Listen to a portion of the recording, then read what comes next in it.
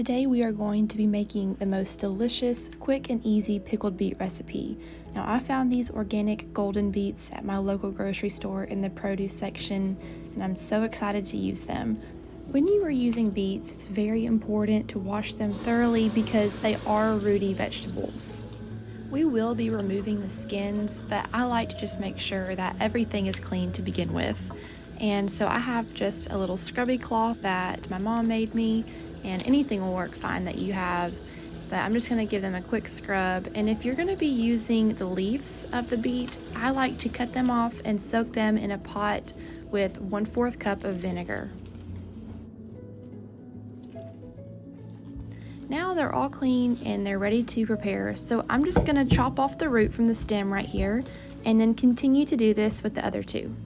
Today I'm using golden beets, and they're a beautiful golden color on the inside. And if you have purple beets, do the exact same thing that we're doing today. These were just so pretty at the grocery store that I had to buy them. And look how beautiful the leafy greens are on these. So here I am going ahead and rinsing them.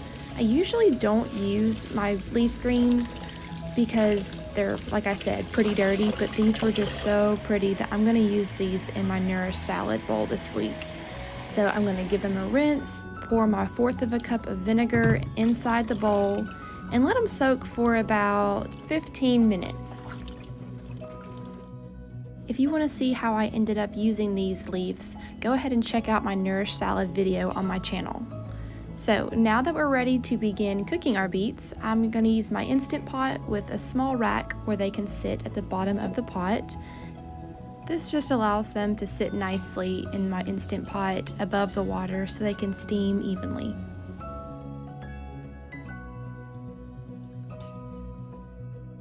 Now we're ready to steam the beets, and it's important when you're using an Instant Pot to use at least 1 cup of water. Go ahead and pour that over your beets and simply seal the lid of your pot.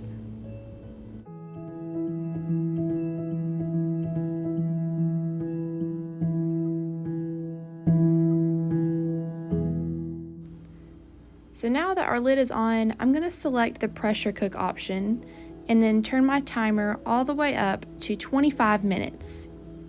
It will take a little bit of time for it to reach the pressure point, but once it does, it will cook for 25 minutes and then naturally release. Make sure you move this little tab all the way to the sealing option. Now it says on, and all we have to do is wait.